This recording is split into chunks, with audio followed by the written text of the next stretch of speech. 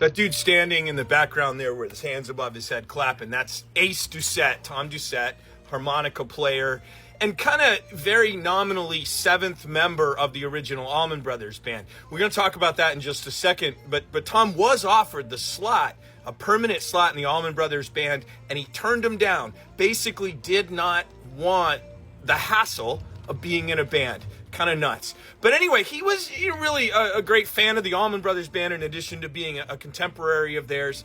You've got him on solo during You Don't Love Me on At Fillmore East. He also recorded a solo during Stormy Monday that got moved out on the Fillmore sessions that they released in 2014. You've got Ace is pretty much all over the earlier parts of those sets. He was a pretty important to the band, at least in terms of their groundbreaking live album at Fillmore East. I use this photo because it's perfect to go with this quote. The music was incredible. And you'd have a night where it was like, God, I cannot play, I'm just beat to shit. You drag yourself up there and see one or two other guys, they're dragging, and you figure, we'll just try to get through this. Well, that fucking first chord would hit and forget it, man. It was like doing a fucking speed bomb. And there would always be one guy in the band who would have a little extra pop that would push the next guy, and he'd get some pop, and it would start off a chain reaction.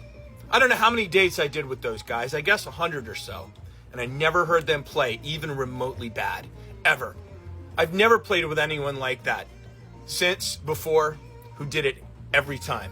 Not just musically correct, but energy and creativity every fucking time. That's Ace Doucette. He's up there. This photograph is from Skidmore College. We're like a whole bunch of photographers at this show. This one's from Kathy Hurley, who shot the Allman Brothers Band several times, including Dwayne's last show ever. You got Dickie in the foreground here, but just checking out Ace, just digging the band here. Collected a whole bunch of photographs from Ace, some quotes and stuff. Going to give it to you all at once. Keep Me Wondering, which I just love how he plays on that, how his harmonica sounds on it, just super overdriven and complements so well Dwayne's slide style, which he was seeking a harmonica tone.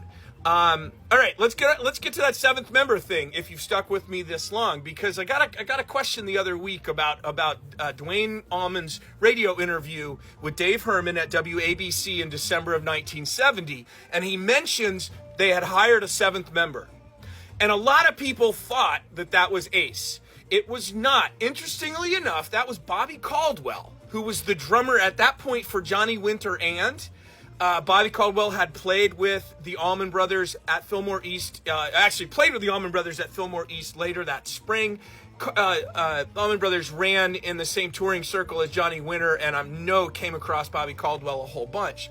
Dwayne actually offered him a slot in the band during his trip to, he's drunk in this interview, and he doesn't let fly any name or anything else. And like I said, for years people thought it was Ace, but it's definitely Bobby Caldwell, who was with Dwayne at that time. I think he was staying like in a hotel right next door. Shout out EJ, who pointed that out. Alan Paul's also got that confirmed in One Way Out, his fabulous biography of the Allman Brothers Band. Ace turned down the slot. You will hear at the very end of Stormy Monday on the original at Fillmore East, you will hear Barry Oakley say, Brother Dwayne Allman singing the blues, and then it gets faded very quickly, but he finishes by saying Dwayne, Dickie, and Ace playing him. Incredible character, incredible part of this story who really gets it. So that quote, as I didn't clarify, the band turned Dwayne down when he suggested bringing in Bobby Caldwell, and it never happened.